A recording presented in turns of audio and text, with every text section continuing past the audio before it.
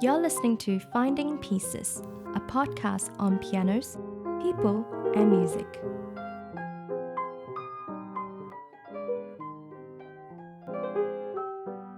Welcome to Finding Pieces. My name is Joyce Tang, and I am the host of Finding Pieces.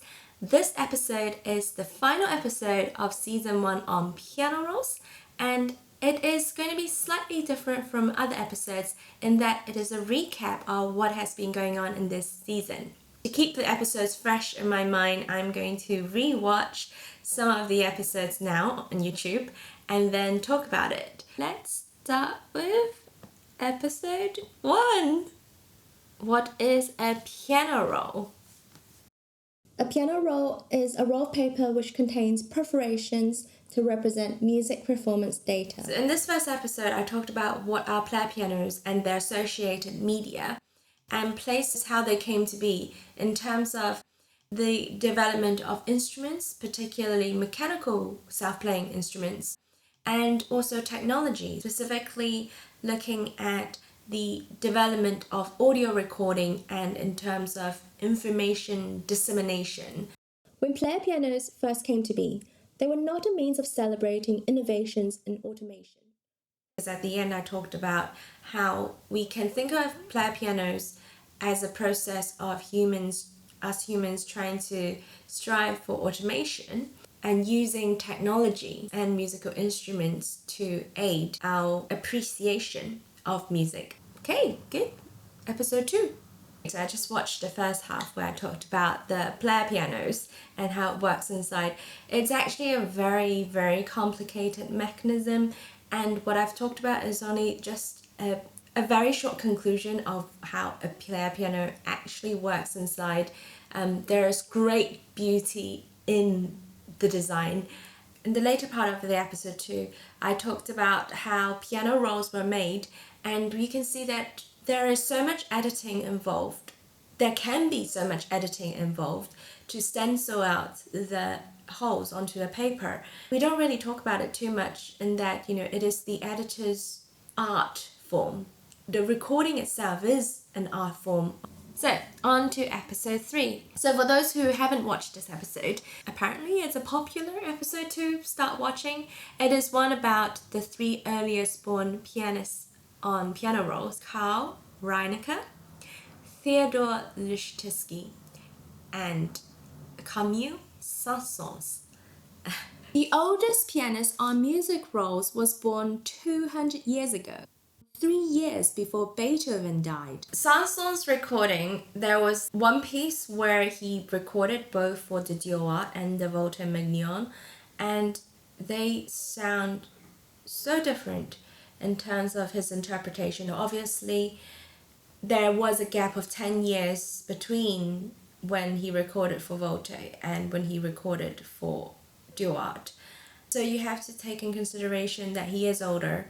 I've put a little bit of a comparison between the two clips there and some questions in which we can think about how we can compare these music. We have to take in considerations the variables which impede our judgment. So including the pianist's physical fitness, his age, the differences between pianos in different continents. Episode 4, the first one of our interviewees, Adrian Church from the Musical Museum. So Adrian Church is involved with the museum as a tour guide, but also behind the scenes he looks after the instrument, the piano specifically at the museum. He's the head piano technician. And so in this episode I talked to him about how he is involved with the museum and how he approaches restoring the instruments and also the expectations that he has for these instruments to reach out to the public. Episode 5. Episode 5 is about playing with piano rolls. So this episode is very much about how pianists have played with piano rolls in concerts. In 1913, Chaminade played the same 2 pieces by duetting with a pianola, first in Nice in March, and then in London at the Aeolian Hall in June. This kind of interplay of a musician with a recording at the end of this episode, when I showed a little snippet of myself playing one of Cécile Chaminade's 2 piano works. learning and memorizing another musician's interpretation and adapting yourself to play with that. Something that we do subconsciously and we kind of compromise to do anyway when we're doing chamber collaborations, but the compromising is two ways, but here the compromising is very much one way. It played out for conductors and for other musicians like singers and violinists, instrumentalists, and other pianists. Back in those days, it's a very interesting way of communication that we can all learn from. Episode 6. In episode 6, I explored the 5 reasons why pianists would record on piano rolls. There are some reasons which are a bit predictable, like money and publicity and novelty, but there are also reasons that the way that they could edit and improve their interpretation away from just playing the piano and think about music. And piano rolls are not just audio sources, they're also visual sources. And you look at a piano roll as you would do to a score to find more information about how you can interpret the music. But obviously not everyone wants to read Morse code or holes punched on paper. So Aeolian introduced these things called audiographic rolls, where it's very beautiful actually, these rolls, and you have the music printed, and then you have a description of the music, and then you have the roll, the notes, the holes when they play out, and actually as they play out there are some descriptions in how you can envisage the interpretation of the music. It was marketing and it was a bit of a gimmick, and not everyone wants to buy these things because people just want to listen to the music and they don't really care too much about the analysis.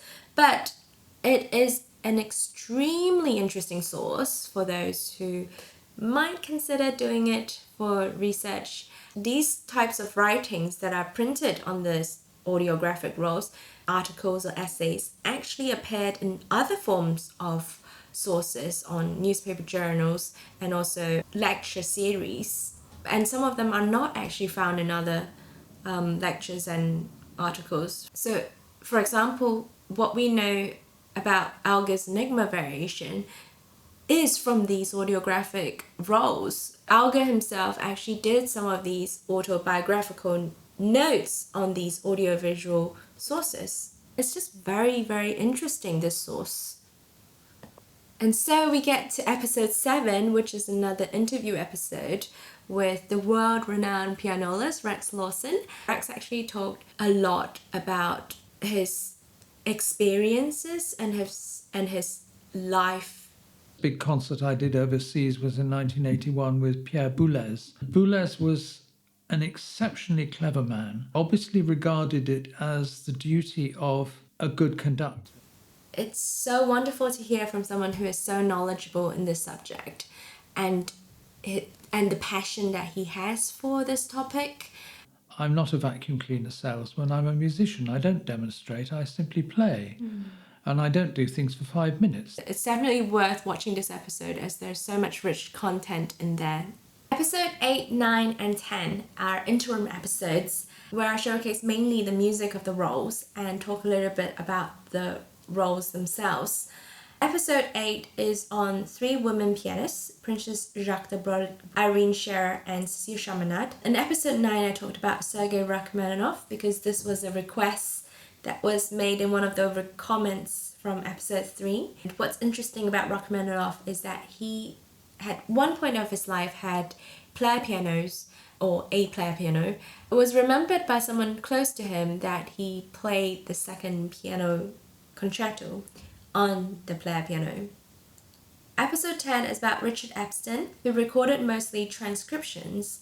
Episode 11. So far in these episodes, I've tried to approach the topic of piano rolls from different perspectives. So from the perspective of manufacturers who made them, from the perspective of history in terms of the trajectory of the whole development of technology and instruments, perspective from pianists, perspective from performers, pianolists, my own perspective as a listener and how you listen to the music, and so on. And so episode 11 is trying to approach this art form from the perspective of composers and how they took advantage of what this instrument offered in terms of pushing forward with compositions and finding innovation in composing. If you listen to Granger's arrangement of the Grieg Piano Concerto for one piano on the duet roll, what you hear is not a pianist playing a concerto, but an orchestra being played through a piano. At the end of this episode, an emulation of Arno Bax's Scherzo, and this can seem a bit extreme in a way, but it's like watching someone break the Guinness World Record. It's that push to push the boundaries of human limitations, push the boundaries of what we're capable of. And it's this kind of drive to do that which makes it exciting and makes it motivating, and it almost. 3 more episodes. Episode 12. If one was able to put all the piano rolls into one room and look at the entire collection, you will see that actually classical genre is a very small percentage, and the majority of the percentage lies in the popular genre rolls. And this is the main reason why piano rolls existed in the first place, because it thrived on what was the popular demand of the people in the early 20th century. And so I started investigating what does it mean to be popular in episode 12. And I discovered actually popular represents what people wanted, what people liked, and that includes actually the classical genre as well as other genres of music. And I got to know a bit about ragtime, I got to know a bit about dance and folk, and I continue with that in episode 13, where I focus specifically on the editors. So the perspective now is from the editor's point of view in these reproducing companies. And I specifically looked at Edgar Fairchild.